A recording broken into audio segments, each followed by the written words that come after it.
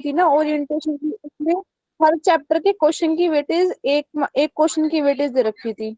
हाँ ठीक है, तो यहाँ पर हम लोग जस्ट डिस्कशन करेंगे, ठीक है ना। अब चलिए, यहाँ पर हम लोग डिस्कशन कर रहे हैं इलेक्ट्रिक चार्ज और फील्ड के बारे में, हमारा पहला चैप्टर होगा और उसके बारे में हम लोग डिस्कस करेंगे। यानी यूनिट इलेक्ट्रोस्टैट है हमारा, जो ये यूनिट है बेटा ये इलेक्ट्रोस्टैट है, और इसमें हम लोग डिस्कस करेंगे आज इलेक्ट्रोस्टैटिक का सबसे फर्स्ट चैप्टर, ठीक है ना। इलेक्ट्रोस्टैटिक टेबल ऑफ कंटेंट्स, यानी आज हम लोग क्या क्या डिस्कशन करने वाले हैं हम अपने पूरे टॉपिक में। तो electric charge, comparison between charge and mass, basic properties of electric charge और मेथड ऑफ चार्जिंग, ये हमारा एजेंडा है आज का लेक्चर का। तो हम लोग डिस्कस करते हैं आपके। सबसे पहले बेटा बात करते हैं, एक्चुअली जो हमारा एक यूनिट होता है फिजिक्स में, एक यूनिट होता है, and that unit is electromagnetism. Electromagnetism, जैसे 12th क्लास में आप पढ़े होंगे ना, मैकेनिक्स, थर्मल फिजिक्स, है ना। इसी तरीके से एक हमारा फिजिक्स में एक यूनिट है इलेक्ट्रोमैग्नेटिज्म। इलेक्ट्रोमैग्नेटिज्म इलेक्ट्रिसिटी और मैग्नेटिज्म को डील करता है। तो ये दो पार्ट्स में बट जाता है। एक हमारा बट जाता है इलेक्ट्रोस्टैटिक्स। क्या होता है, एक पार्ट हमारा बढ़ जाता है इलेक्ट्रोस्टैटिक, और एक पार्ट मेरा बन जाता है इलेक्ट्रोडायनेमिक्स। स्टैटिक्स, इलेक्ट्रो का मतलब इलेक्ट्रॉन, इलेक्ट्रॉन का मतलब चार्ज। कभी भी आप इलेक्ट्रॉन को रेफर करते हो तो इलेक्ट्रॉन को किस चीज से, चार्ज है, as it is negative charge है, तो इलेक्ट्रॉन को हम चार्ज से रेफर करते हैं। तो इलेक्ट्रोस्टैटिक में एक्चुअली क्या होता है ना, इस पूरे चैप्टर में, इस पूरे यूनिट्स में हम पढ़ेंगे चार्ज एट रेस्ट, यानी रेस्ट पर जो चार्ज होगा वो इलेक्ट्रोस्टैट में पढ़ेंगे। और डायनेमिक्स आप पढ़े भी हो, स्टैटिक्स का मतलब रेस्ट, और डायनेमिक्स चार्ज ऑफ मोशन। यहां पर क्या हो जाएगा बेटा, चार्ज एट मोशन। इसका मतलब हम आज जो चैप्टर डिस्कस करेंगे वो इलेक्ट्रोस्टैटिक डिस्कस करेंगे। तो इलेक्ट्रोस्टैटिक डिस्कस करेंगे तो ये क्लियर है कि हम जहां पर भी बात करेंगे वहां पर चार्ज हमारा क्या है, रेस्ट में, यानी चार्ज हमारा क्या रहेगा, रेस्ट में रहेगा, इलेक्ट्रोस्टैटिक में, ठीक है ना। अब यहां पर जब हम लोग बात करेंगे तो चैप्टर जो हम लोग यहाँ पर डिस्कस करेंगे वो हम लोग कौन कौन से डिस्कस करेंगे बेटा, इलेक्ट्रिक फोर्स, और चैप्टर कौन सा डिस्कस करेंगे यहाँ पर, इलेक्ट्रिक फील्ड, और कौन सा चैप्टर यहाँ पर डिस्कस करेंगे बेटा, इलेक्ट्रिक, इलेक्ट्रिक पोटेंशियल, और कौन सा चैप्टर डिस्कस करेंगे बेटा, कैपेसिटेंस। कैपेसिटर्स। यानी इलेक्ट्रोस्टैटिक्स में हम ये चार चैप्टर डिस्कस करेंगे। सिमिलरली चार्ज इन मोशन, जब भी चार्ज मोशन में हो जाता है वो क्या बन जाता है, अच्छा चार्ज मोशन, डायनेमिक। डायनेमिक। अच्छा चार्ज इन मोशन क्या क्रिएट करता है, करंट। सर जो हमारे डोमेस्टिक सर्किट्स में चार्ज इन फ्लो होता मोशन है करंट, क्या? Charge in motion is current, and due to current magnetic effect will be created. यानी चार्ज इन डायनेमिक्स में हम कौन कौन सा चैप्टर डिस्कस करेंगे बेटा, सबसे पहला चैप्टर कौन डिस्कस करेंगे, इलेक्ट्रिक करंट। सिमिलरली कौन चैप्टर डिस्कस करेंगे बेटा, मैग्नेटिज्म। Magnetic field. हाँ मैग्नेटिज्म में पूरा आ जाएगा। उसके बाद कौन सा चैप्टर डिस्कस करेंगे हम लोग, ईएमआई। ईएमआई को हम लोग क्या बोलते हैं, इलेक्ट्रोमैग्नेटिक इंडक्शन, है ना, जो आप थोड़ा बहुत 10th में भी पढ़े होंगे, है ना। And the last one chapter is alternating current, जिसको एसी करंट बोलते हैं। यहाँ जो इलेक्ट्रिसिटी में, यहाँ जो हम लोग इलेक्ट्रिक करंट डिस्कस करेंगे ना, यहाँ हम डीसी करंट के बारे में डिस्कस करेंगे, है ना। यहाँ जो हम लोग डिस्कस करेंगे वो किसके बारे में डिस्कस करेंगे, अल्टरनेटिंग करंट, वो भी चार्ज इन मोशन है। तो अल्टरनेटिंग करंट जिसको हम लोग क्या बोलते हैं, एसी बोलते हैं। यानी इलेक्ट्रोडायनेमिक्स मेरा ये चैप्टर कंसीडर करेगा, और समझ लो कि पार्ट 1 यही है। यानी पूरे 12th का जो फिजिक्स का पार्ट 1 है that is the electrodynamics, sorry electromagnetism, जिसमें इलेक्ट्रोस्टैट डिस्कस करेंगे और मैग्नेटिज्म डिस्कस करेंगे। ओके चलिए, तो सबसे पहला हम लोग आज जो हमारा बेसिक हम आज चलेंगे, और बेसिक में सबसे पहले आज हम लोग डिस्कस करेंगे इलेक्ट्रिक चार्ज के बारे में। तो अगर हमको इलेक्ट्रिक चार्ज के बारे में कोई बोलेगा तो भाई electric charge is physical quantity है ना, और ये फिजिकल क्वांटिटी क्या क्रिएट करता है, इलेक्ट्रिकल इफेक्ट और मैग्नेटिक इफेक्ट, है ना। यानी कह सकते हो इलेक्ट्रिक फील्ड और मैग्नेटिक फील्ड क्रिएट करता है। यानी अगर कोई हमको सिंपल इलेक्ट्रिक चार्ज के बारे में बोलेगा, और तो हम क्या बोलेंगे कि electric charge is the property of matter. Matter है, चार्ज है तो मैटर है, anything which occupy space is known as matter. तो it is the property associated with the matter which deals with the electric या experiences with the electricity and magnetism, है कि नहीं। यानी मैं इसको लिख सकता हूं, property associated with the matter due to which it produces and experiences electrical and magnetic effect। ठीक है, यानी इंट्रिंसिक प्रॉपर्टी। ठीक है, अब यहां पर आप क्या कह सकते हो, यहां पर सिमिलरली अगर इलेक्ट्रोस्टैट के इलेक्ट्रिक चार्ज के बारे में बात करें तो इलेक्ट्रिक चार्ज का एसआई यूनिट क्या होता है बेटा, कोई बता सकता है? Sir coulomb. हाँ, सर कूलम। कूलम, जिसको हम किस चीज से इंडिकेट करते हैं, सी से। अच्छा, कोई यूनिट बता सकता है बेटा? फ्रैंक करेंगे ईएससी। सर स्टैट कूलम और ईएसयू। सीजीएस यूनिट क्या होता है? Stat coulomb. हाँ, ईएसयू भी बोलते हैं इसको। और 1 कूलम इज इक्वल टू होता है 3 into 10 पे पावर 9 स्टैट कूलम। और चार्ज क्या है, स्केलर क्वांटिटी है कि वेक्टर क्वांटिटी है? स्केलर। चार्ज के पास ओनली क्या होता है, मैग्नीट्यूड होता है, डायरेक्शन नहीं होती है। तो मैं क्या कह सकता हूं बेटा कि चार्ज क्या है, स्केलर क्वांटिटी। ये सिंपली हम एक चार्ज के बेसिक प्रॉपर्टीज के बारे में जाने कि charge is a intrinsic property of matter and it due to this electrical effect और magnetic effect produces an experience. इसके थ्रू मैग्नेटिक इफेक्ट या इलेक्ट्रिकल इफेक्ट प्रोड्यूस होता है और हमको एक्सपीरियंस भी होता है। कितने टाइप का चार्ज होता है बेटा, कोई बता सकता है? टाइप्स होते हैं, positive and negative. Positive and negative. ठीक है, बस थोड़ी देर तक आप शांत हो जाइए। तो क्या कहेंगे बेटा, पॉजिटिव चार्ज एंड क्या कहेंगे, निगेटिव चार्ज। सर एक बार लास्ट वाली स्लाइड शो कर दीजिए। दिखा देता हूं बेटा, वैसे ग्रुप में भी शेयर कर दूंगा लेकिन दिखा देता हूं। निगेटिव चार्ज, किसी को कोई डाउट होगा तो बेटा बताइएगा। 2 टाइप का चार्ज होता है, पॉजिटिव चार्ज और नेगेटिव चार्ज। पॉजिटिव चार्ज को जनरली हम क्या बोलते हैं, प्रोटोनिक चार्ज, क्योंकि आपको पता है कि प्रोटॉन के पास कौन सा चार्ज होता है, पॉजिटिव होता है, और इलेक्ट्रॉन के पास कौन सा चार्ज होता है, नेगेटिव होता है। ठीक है, चलिए तो यहाँ पर क्या हो जाएगा बेटा, प्रोटोनिक चार्ज और नेगेटिव चार्ज। आपको पता है ये बेसिक प्रॉपर्टी है चार्ज का कि लाइक चार्ज अगर होगा तो क्या कह सकते हो आप बेटा, अट्रैक्ट करेगा, अनलाइक लाइक चार्ज रिपल करेगा। Like charge attract each other. ठीक है ना, like charge repel each other. Positive positive या निगेटिव निगेटिव रहेगा तो धन धन रिपेल करेगा, नेगेटिव नेगेटिव रहेगा तो क्या करेगा, निगेटिव तो भी रिपेल करेगा, नेगेटिव पॉजिटिव रहेगा तो क्या करेगा, अट्रैक्ट करेगा। ये बेसिक सा चार्ज की प्रॉपर्टी हो गई। अब यहाँ पर एक चीज मेरे को और जानना है बेटा, और वो क्या जानना है कि यहीं पे मैं बता देता हूं, ठीक है ना, थोड़ा बाद में हम कंडक्टर और इंसुलेटर के बारे में बात कर लूंगा कि चार्ज अगर है, क्यू है चार्ज, तो वो अपने सराउंडिंग में इलेक्ट्रिक इफेक्ट यानी इलेक्ट्रिक फील्ड बनाता है ना, अपने अपने सराउंडिंग में एक कह लो कि एक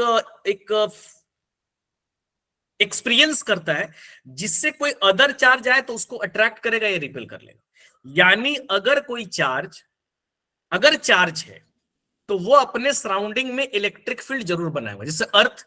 अब अर्थ का ग्रेविटेशनल इफेक्ट है, मान लो यहां पर मैं कोई चीज रखूंगा तो अर्थ उसको क्या करेगा, अट्रैक्ट कर लेगा। क्यों अट्रैक्ट करेगा, क्योंकि मैंने ऐसा माना है कि अर्थ का यहाँ पर क्या है, ग्रेविटेशनल फील्ड है। भाई स्पेस में मैं चला जाऊंगा तो अर्थ का ग्रेविटेशनल फील्ड क्या है, खत्म।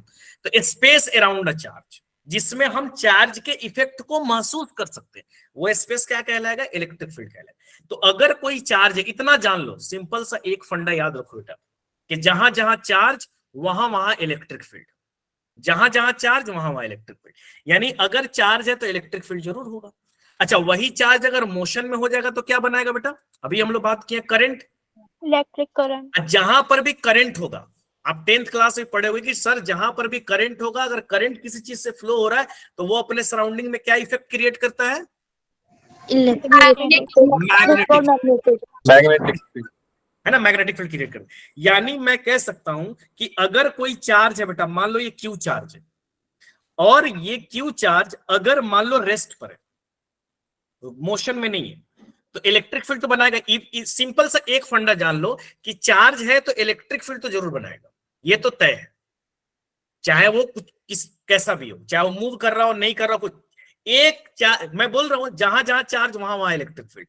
तो अगर ये चार्ज रेस्ट पर है, रेस्ट का मतलब चार्ज की वेलोसिटी कितनी है, 0, यानी चार्ज की वेलोसिटी 0 है, वेलोसिटी 0 का मतलब रेस्ट पर है, तब ये चार्ज क्या बनाएगा, ओनली क्या बनाएगा बेटा, इलेक्ट्रिक फील्ड, इलेक्ट्रिक है ना। अगर यही चार्ज मोशन में आ जाता है, लेकिन v की वेलोसिटी क्या है, v क्या है, कांस्टेंट है, v कांस्टेंट का मतलब एक्सीलरेशन कितना है, v कांस्टेंट 0। 0 है, आपको पता है कि जब भी 0 कोई चीज कांस्टेंट वेलोसिटी से मूव करती है तो उसका एक्सीलरेशन कितना होता है, 0। तो v 0 होता है। कांस्टेंट है बेटा। अब v कांस्टेंट है तो ये क्या बनाएगा, कोई बता सकता है? सर इलेक्ट्रिक फील्ड और मैग्नेटिक फील्ड दोनों बनाएगा।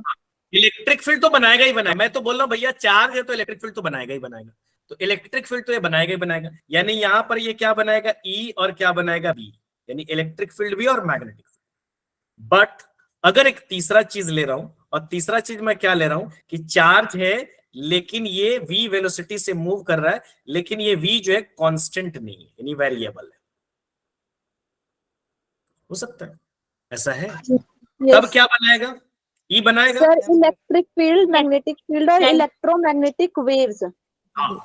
इलेक्ट्रोमैग्नेटिक वेव्स, Radiate कर- यानी आप ये कह सकते हो एंड रेडिएट्स एनर्जी, यानी इलेक्ट्रिक फील्ड भी वही है ना, इलेक्ट्रिक क्या कहते हो कि charge accelerate, oscillation of charge, जब एक चार्ज एसिलरेट करता है, वेलोसिटी कांस्टेंट नहीं है, इसका मतलब एसिलरेशन होगा, इसका मतलब कि चार्ज क्या कर रहा होगा, एसिलरेट कर रहा होगा, और चार्ज के एसिलरेशन से आपको क्या मिलता है, इलेक्ट्रोमैग्नेटिक वेव्स। तो मैं ये कह सकता हूं कि ई भी बनाएगा, बी भी बनाएगा, और क्या करेगा, रेडिएट्स एनर्जी, यानी एनर्जी भी क्या करेगा, वो रेडिएट करेगा।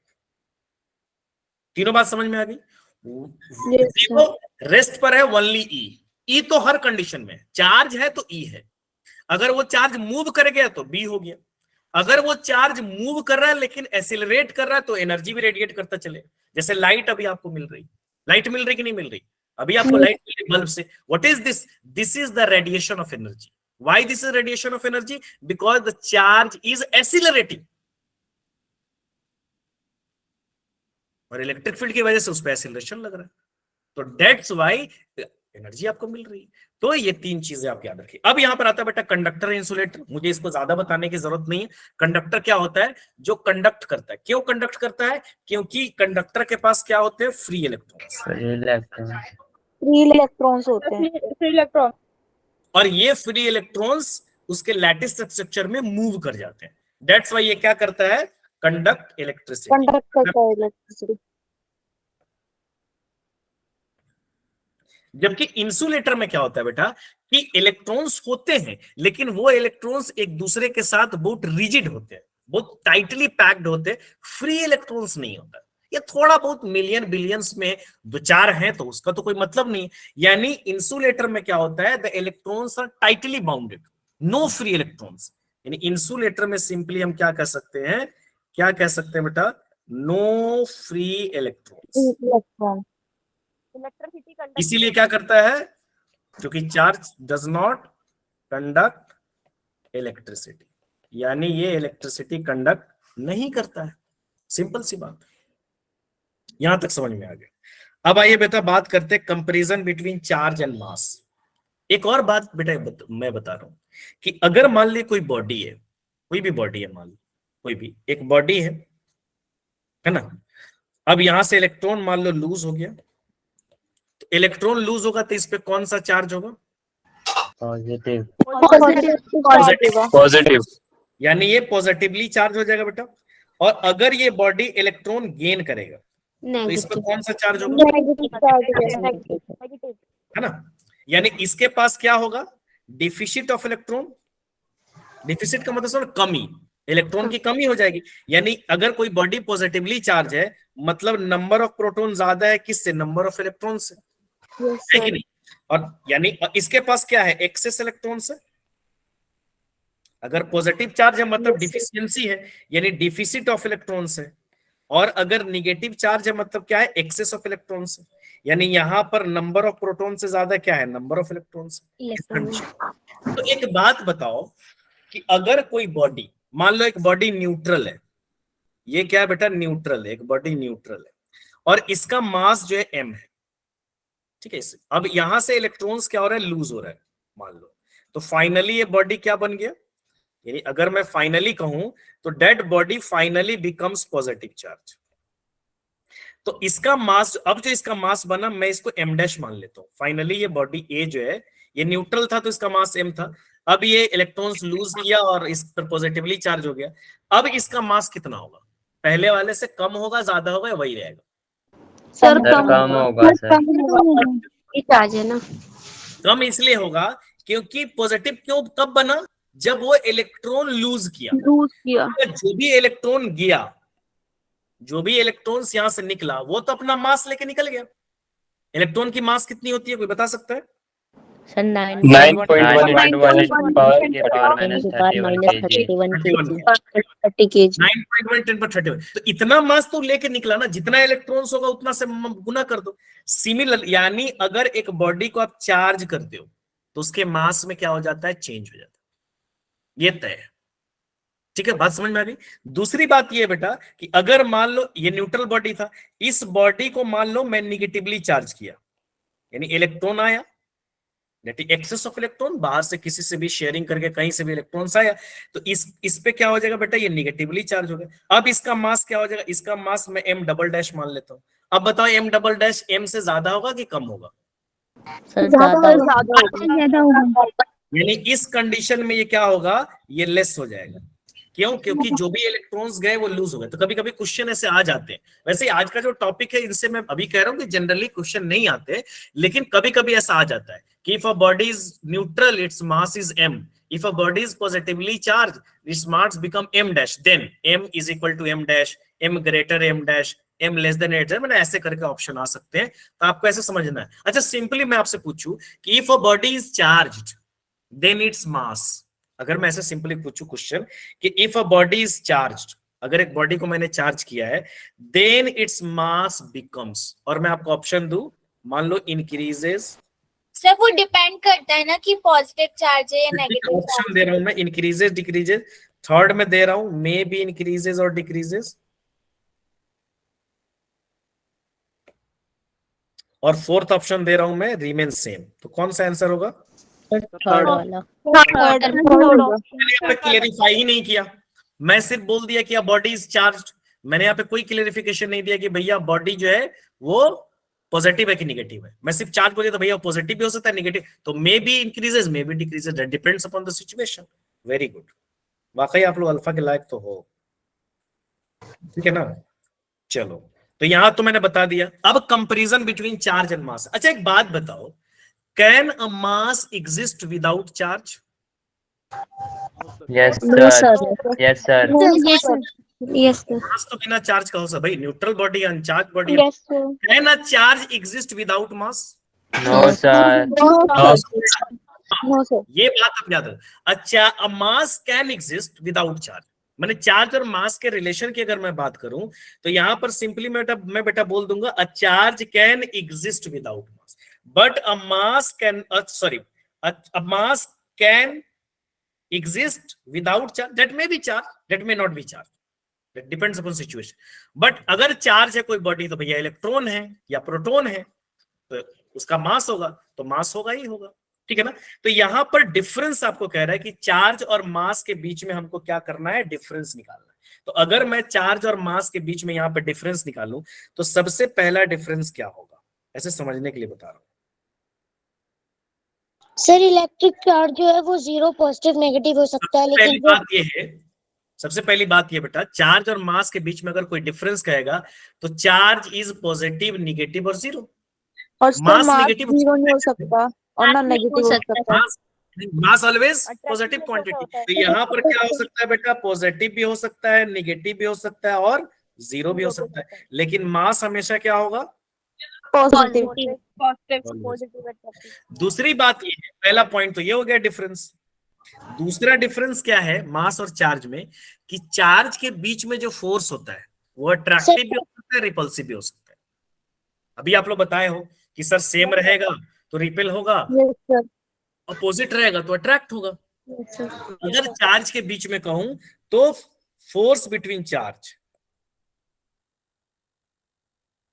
वो क्या हो सकता है बेटा, अट्रैक्टिव और कर सकता है। लेकिन मास के बीच में फोर्स कैसा होता है? अट्रैक्टिव फोर्स, ग्रेविटेशनल फोर्स आप पढ़े हुए 11th क्लास में। Yes sir. जब force between the masses, the gravitational force is always attractive in nature, it's can never be repulsive. तो क्या हो जाएगा? Force between masses always attractive.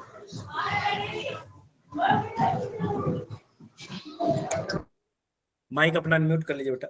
एक और जो मेजर डिफरेंस है, ऐसे थोड़ा बहुत आज हम लोग बेसिक बात कर रहे हैं, आई नो कि ये सब आप लोग जानते होंगे, लेकिन हम एक बेसिक से चल रहे हैं।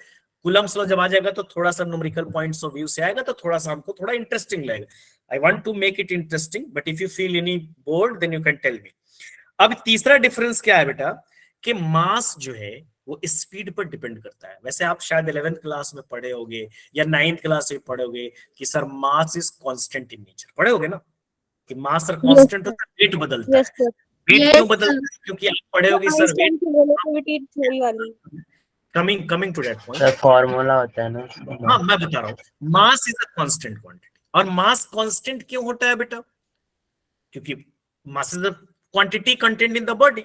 तो हम ये मानते हैं कि बॉडी की मास जो है कांस्टेंट है, लेकिन वेट बदलती है क्योंकि जी बदलती है, क्योंकि W इक्वल टू क्या mg होता है, तो जी प्लेस टू प्लेस वेरी करती है, लेकिन मास भी वेरी कर जाती है स्पीड के साथ। एक्चुअली उसका फॉर्मूला क्या होता है? m इज इक्वल टू होता है m not by root under 1 minus v square by c square. m is equal to m not by root under 1 minus v square by c square. ये क्या है? Rest mass. ये depend करता है speed पर। जैसे मैं दौड़ूं तो मेरी v की वैल्यू बहुत कम है विद रिस्पेक्ट टू c, तो मेरा नेग्लिजिबल है 1 माइनस, लगभग ये वैल्यू जो है ना, लगभग ये वैल्यू जो है वो 0 आ जाएगा, क्योंकि मेरी v की वैल्यू कितना होगी? 20 किलोमीटर, 30 किलोमीटर। बट एक इलेक्ट्रॉन की वेलोसिटी ले लो, तो इलेक्ट्रॉन की वेलोसिटी लगभग होती है 10 पावर 6, तब ये तो नेग्लिजिबल नहीं होगा। समझ रहे हो बात? नहीं समझ रहे हो? हाँ, मेरी इसलिए जनरली मास को कांस्टेंट मानते हैं, क्योंकि जनरली स्पीड क्या होती है किसी बॉडी की? बहुत कम होती है, 100 किलोमीटर, 20 किलोमीटर। ये कितना हो? ये 100 होगा, ये कितना है? 3 × 10 पे पावर 8 है बेटा। अब इसके कंपेयर में तो ये बहुत बड़ा है, तो ये वैल्यू क्या होगी? बहुत शॉर्ट हो जाएगी। तो 1 में से बहुत छोटी वैल्यू है, तो जनरली हम इसीलिए मानते हैं कि मास क्या है, मतलब 0 मान लेते हैं उसको। बट ऐसा तो है नहीं, हमको होता है।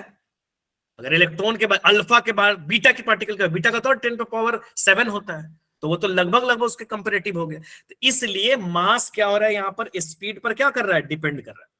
लेकिन चार्ज क्या होता है? इनवेरिएंट। चार्ज के बारे में हम कहते हैं कि चार्ज डज नॉट इनवेरिएंट होता है। क्या बोल रहे बेटा? सर इनवेरिएंट होता है, इसकी property does not depends upon speed.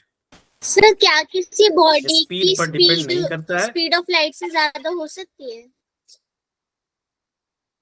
ऐसा तो नहीं हो सकता है, लेकिन हो गया तो फिर वो यही ना है कि अगर किसी बॉडी की स्पीड ऑफ लाइट से ज्यादा होगी तो that can be revert, back आ सकता है, टाइम पीछे चला जाएगा, बट ऐसा नहीं होता। हाँ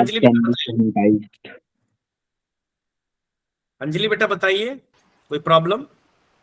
सर क्यों नहीं हो सकती ज्यादा स्पीड? चलिए देखिए, स्पीड ऑफ लाइट जो है ना 3 × 10 पे पावर 8, ये मैक्सिमम रखी गई है, ठीक है ना। एक इलेक्ट्रोमैग्नेटिक वेव्स जो होता है वो 3 × 10 पर, वैक्यूम में लाइट की स्पीड जो वैक्यूम में वो ज्यादा होती है, ठीक है। 3 इससे ज्यादा स्पीड से वो फिर आइंस्टाइंस को जो रिलेशन है थ्योरी ऑफ रिलेटिविटी, इसको कैंसिल कर देगा अगर कोई बॉडी स्पीड ऑफ लाइट से ज्यादा होगी। बात समझ में आ रही है ना? वो निगेटिव में आ जाएगी उसके परिणाम। तो इसलिए थ्योरी ऑफ रिलेटिविटी को आइंस्टाइन ने ये तो प्रूफ किया था, थ्योरी ऑफ रिलेटिविटी पढ़े आप लोग? आएगा yes sir. Theory of relativity में हम लोग इस बारे में डिस्कस करते हैं। अब यहाँ पर आ जाइए बेटा, बेसिक प्रॉपर्टी ऑफ चार्ज। तो बेसिक प्रॉपर्टी ऑफ चार्ज तो बहुत कुछ आप लोग बता चुके हैं, है ना? Yes sir. Basic property of charge आप बता चुके हैं। बेसिक प्रॉपर्टी ऑफ चार्ज में सबसे पहला क्या हो जाएगा? लाइक चार्ज, जो आप लोग like charge repel each other, unlike attract करते हैं। और अनलाइक चार्ज क्या हो जाएगा बेटा? Attract each other. ये पहला प्रॉपर्टी हो गया। दूसरा प्रॉपर्टी क्या हो जाएगा चार्ज का? Charge is conserve. Electric charge is conserve. इसको आगे हम लोग डिस्कस करेंगे। अभी मैं आगे इसको डिस्कस करूंगा। तो इलेक्ट्रिक चार्ज इज कंजर्व, यानी इलेक्ट्रिक चार्ज क्या है? कंजर्व है। अब कंजर्व का Yes, मीनिंग आगे अभी आगे मैं डिस्कस करूंगा। थर्ड वन हो जाएगा electric charge is additive. Additive का मतलब समझते हैं बेटा, यानी चार्ज टोटल चार्ज को ऐड करते हैं, algebraically चार्जेस को ऐड करते हैं। अगर टोटल चार्ज मेरे को जोड़ना होगा तो मैं क्या करूंगा, Q1 प्लस Q2 सोन कहां तक मैं चला जाऊंगा, Qn तक चला जाऊंगा, टोटल चार्ज निकल जाएगा। तो चार्ज इज एडिटिव, यानी चार्ज को हम आपस में नॉर्मल अर्थमेटिक अल्जेब्रिक एडिशन जो होता है मैथ में, उससे हम ऐड कर सकते हैं। The fourth one is quantization of charge. क्या बोल रहे बेटा? Sir quantization of charge. हाँ, नेक्स्ट हो जाएगा इलेक्ट्रिक चार्ज इज क्वांटाइज्ड। अभी भी हम आगे डिस्कस करेंगे अभी। और नेक्स्ट वन हो जाएगा इलेक्ट्रिक चार्ज इज, ये भी हम लोग डिस्कस कर चुके, इनवेरिएंट। इनवेरिएंट क्या होता है कि चार्ज एट रेस्ट बदलता नहीं है स्पीड के साथ। क्या हो जाएगा, चार्ज इन मोशन, यानी चार्ज जो है वो मोशन और रेस्ट पर डिपेंड नहीं करता। ये कुछ बेसिक प्रॉपर्टीज है, मे भी कभी सीबीएसई के एग्जाम में आ जाए कि write two properties of electrical charge, तो ऐसे लिख सकते हो। लिख सकते हो कि नहीं लिख सकते हो बेटा? Yes sir. चलिए, तो यहाँ पर भी बेसिक एक और प्रॉपर्टी भी तो लिख सकते हैं, चार्ज ट्रांसफरेबल है, इलेक्ट्रॉन्स एक जगह से दूसरी जगह जाता है तो चार्ज बनता है। लिख सकते हैं, बट मेन पॉइंट्स ये मैंने बता दिया। और भी चीजें होगी, जैसे आप ये भी लिख सकते हो, क्या लिख सकते हो कि फोर्स बिटवीन इलेक्ट्रिकल चार्जेस, वो क्या कहते हो, कंजर्वेटिव। तो बहुत सारी चीजें आप यहाँ पर लिख सकते हो, ठीक है ना। और भी पॉइंट्स होंगे, ठीक है ना। अब यहाँ पर जो अभी हम लोग बात कर रहे थे कि चार्ज इज कंजर्व्ड, बहुत चीजें आप पढ़े होंगे। Momentum is conserved, 11th class में पढ़े होंगे। मोमेंटम इज कंजर्व्ड, आप पढ़े होंगे एनर्जी इज कंजर्व्ड, आप पढ़े होंगे kinetic energy is conserve, collision वाले में पढ़े हुए काइनेटिक, बहुत जगह आप conservation, mechanical energy is conserve. तो कंजर्वेशन का मतलब क्या होता है?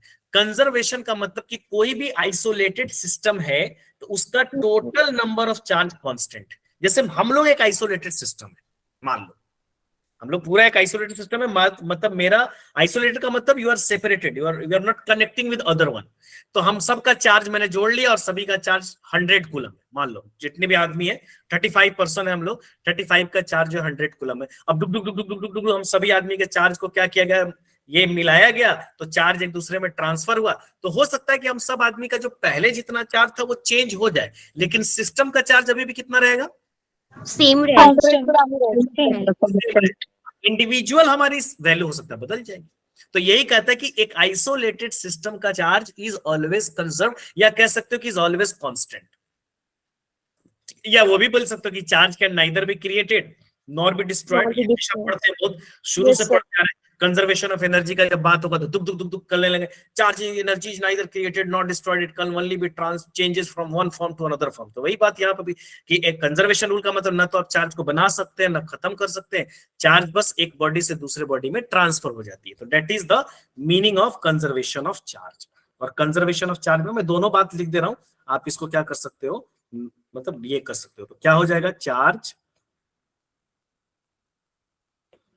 Can neither be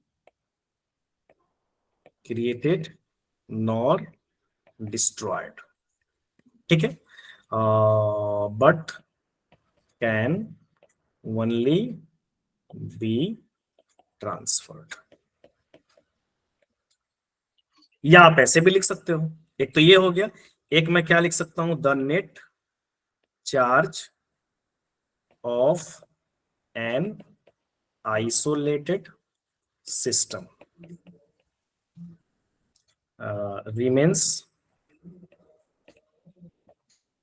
constant though it may be transfer itself from one body to another body। जैसे फॉर एग्जाम्पल इसको कुछ ऐसे समझ लेते हैं, मान लीजिए कि एक सिस्टम आइसोलेटेड सिस्टम, टन टनाटन। अब इसमें 3 सिस्टम है, ए बी सी, ठीक है ना। ये मान लीजिए ए है, ये मान लीजिए बी है, ये मान लीजिए सी है, ठीक है बेटा। इसके पास 2 कूलम का चार्ज है, इसके पास 3 कूलम का चार्ज है, इसके पास -2 कूलम का चार्ज है, ठीक है ना। फिर मैंने क्या किया, वही डुगडुगी बजा दिया मैंने। अब डुगडुगी बजाया फाइनली, तो मान लो कोई हमको कह रहा है फिर ए है और ये क्या है बेटा बी है, और एक मिनट रुक जाइए बेटा,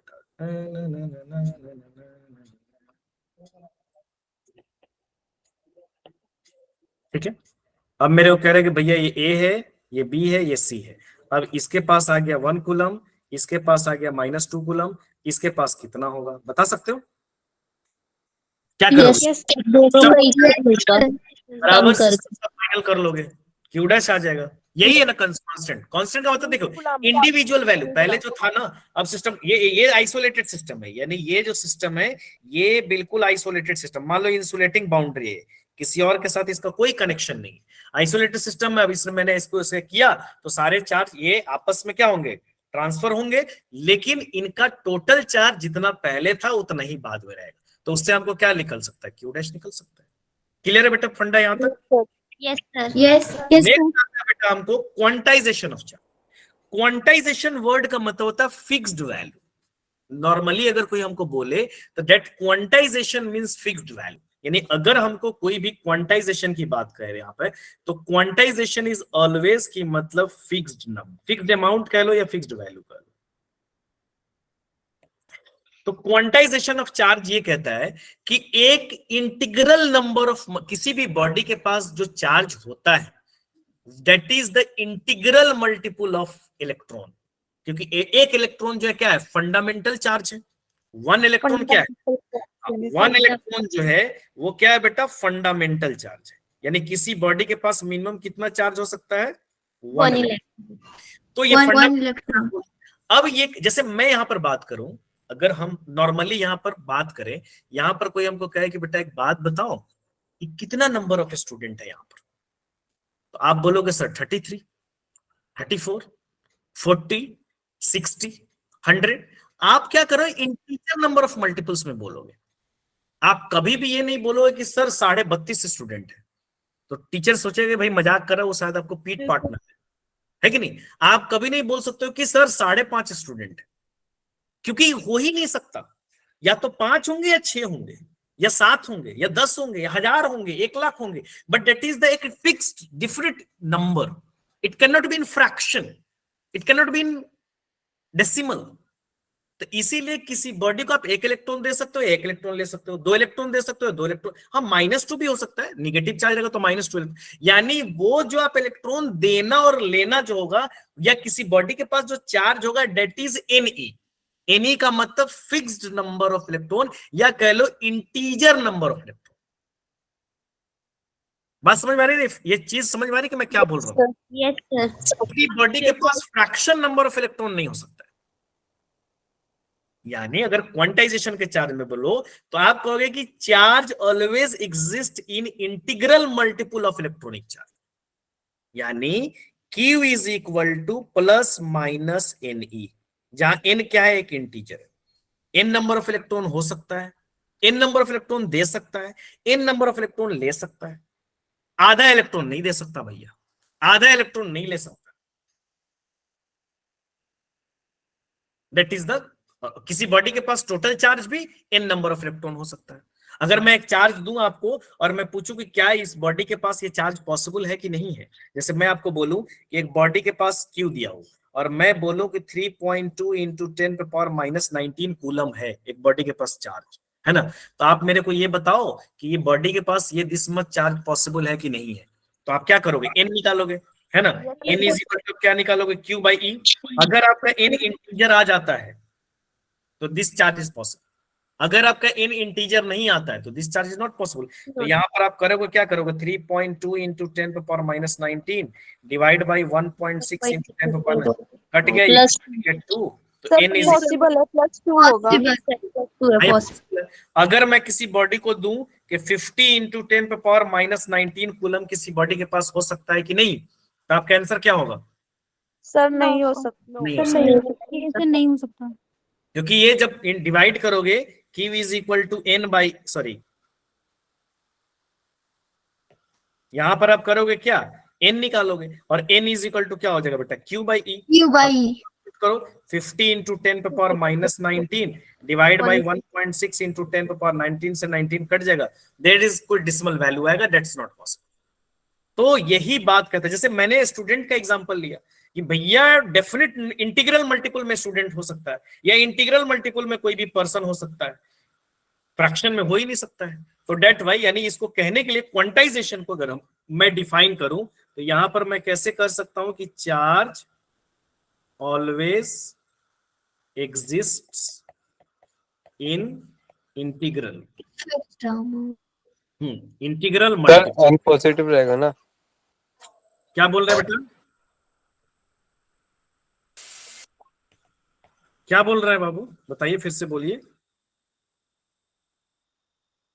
कोई कुछ बोल रहा था, अजय बोल रहे थे क्या? यानी अब मैं ऐसे बोल सकता हूँ 1 इलेक्ट्रॉन हो सकता है, 2 इलेक्ट्रॉन हो सकता है, 3 इलेक्ट्रॉन, ऐसे करके कितना हो जाएगा, n इलेक्ट्रॉन हो सकता है, या -1 इलेक्ट्रॉन हो सकता है, -2, माइनस भी हो सकता है, अगर इलेक्ट्रॉन नेगेटिव है तो माइनस, हाँ n पॉजिटिव होगा, इलेक्ट्रॉन चार्ज प्लस माइनस भी हो सकता है, तो ये क्या हो सकता है, -3 इलेक्ट्रॉन भी हो सकता है, ऐसे करके क्या हो जाएगा, माइनस इलेक्ट्रॉन भी हो सकता है, -n भी हो सकता है, +n भी हो सकता है। बात आ गई समझ में? n is a integer, its can not be in a fraction. यहां तक कोई दिक्कत आप लोगों को? No sir. Problem?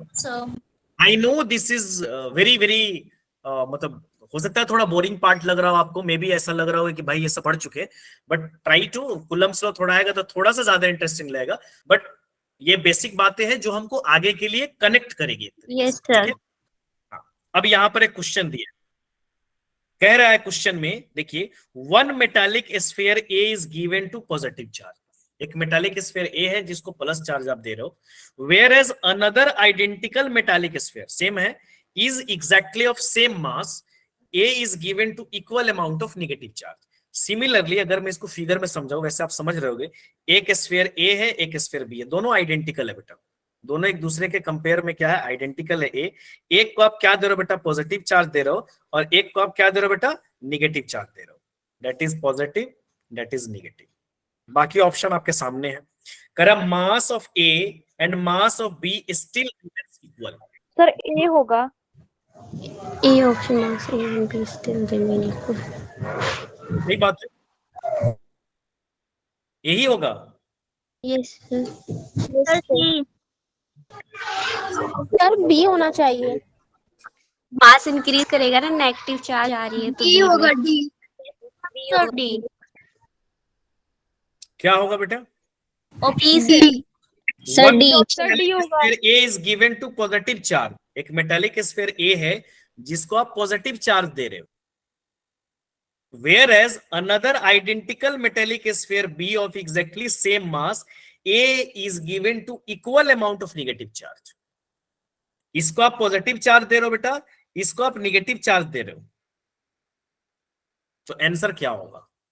Option D sir. Sir B होना चाहिए, ए का मास इंक्रीज होगा। डी होगा सर। बी का मास इंक्रीज, नेगेटिव चार्ज है तो उस पे इलेक्ट्रॉन जा रहे हैं। यस सर, तो इंक्रीज करेगा। सर ए में ये तो नेगेटिव आप दे रहे हो, इसको नेगेटिव देने का मतलब इलेक्ट्रॉन दे रहे हो, इलेक्ट्रॉन दे रहे हो ना बेटा, यस यस सर। इलेक्ट्रॉन अगर आप इसको दोगे तो क्या होगा?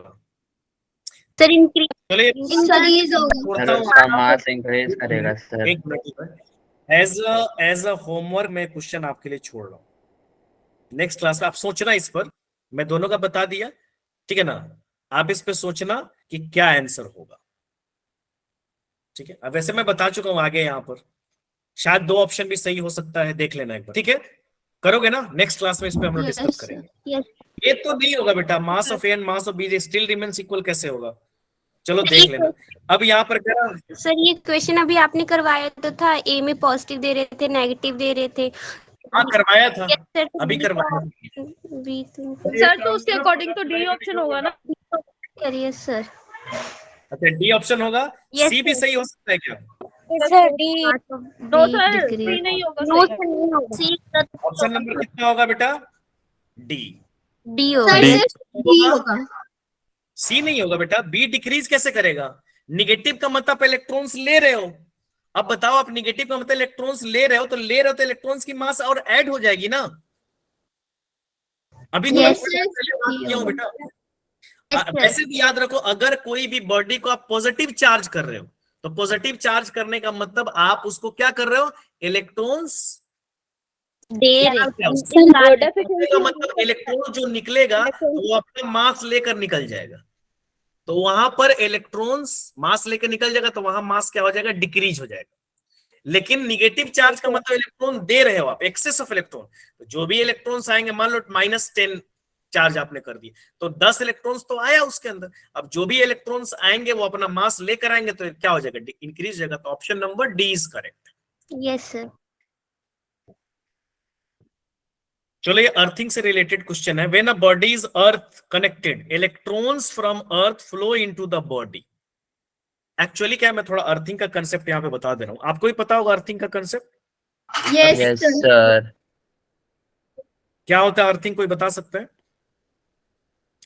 एक्चुअली अर्थ के बारे में कहा जाता है, मान लीजिए अर्थ है बेटा, तो अर्थ के बारे में कहा जाता है कि ये अर्थ है, तो अर्थ के बारे में ये कहा जाता है कि earth is ocean of electron, ocean of electrons, है ना, ओशन ऑफ इलेक्ट्रॉन, जितना भी इलेक्ट्रॉन्स दोगे उसको ले लेगा। अब कह रहा है कि when a body is connected to earth, electrons from the earth flow into the body, यानी बॉडी से इलेक्ट्रॉन्स क्या हो रहा है, फ्लो हो रहा है अर्थ से। तो कह रहा है देन द बॉडी इज, यहां पर एक बॉडी होगा, चार्ज नेगेटिव हो जाएगा, पॉजिटिवली चार्ज। बॉडी क्या होगा, पॉजिटिव चार्ज। एक्चुअली मेरी बात सुन लो, बॉडी नेगेटिवली चार्ज मेरी बात सुन लो, इलेक्ट्रॉन्स तभी जाएगा, एक मिनट, जब बॉडी यहां पर पॉजिटिव चार्ज होगी। Yes sir. अदरवाइज इलेक्ट्रॉन्स जाएगा ही नहीं। ये इलेक्ट्रॉन जाके इसको न्यूट्रलाइज कर देगा। अगर निगेटिव चार्ज रहेगा तो अर्थ में चला जाएगा। Earth is a huge storage of charge, earth को जितना दे दो सब ले लेगा। एक्चुअली वो पॉजिटिव को भी ले लिया, लेकिन वो इलेक्ट्रॉन भेज के पॉजिटिव को क्या कर दिया, न्यूट्रलाइज कर दिया। अदरवाइज वो जाएगा ही नहीं। अगर इलेक्ट्रॉन्स इधर से इधर आ रहा है तो इसका मतलब बॉडी के पास एक्सेस निगेटिव है, तो वो अर्थ में जा रहा है इलेक्ट्रॉन के थ्रू। अगर बॉडी से जा रही है तो इसका मतलब कि बॉडी क्या है, पॉजिटिव चार्ज। बात समझ में आ रही कि नहीं आ रही है? Yes sir. यहाँ क्या कह रहा है कि when the body is earth connected, then the electrons from the earth flow into the body. Earth से बॉडी की तरफ जा रही है, इसका मतलब बॉडी के पास क्या होगी, positively charge. Body negatively charge होता है, इलेक्ट्रॉन जाता ही नहीं। अब अगर उसको अर्थिंग कर दोगे तो एक्सेस निगेटिव अर्थ में चला जाएगा। Getting my point? Yes sir. तो क्या हो जाएगा, body is positively charge, B option. Next क्या है बेटा, number of electrons in 1 coulomb. यहाँ पर 1 कूलम सी ऑप्शन, सी होगा 1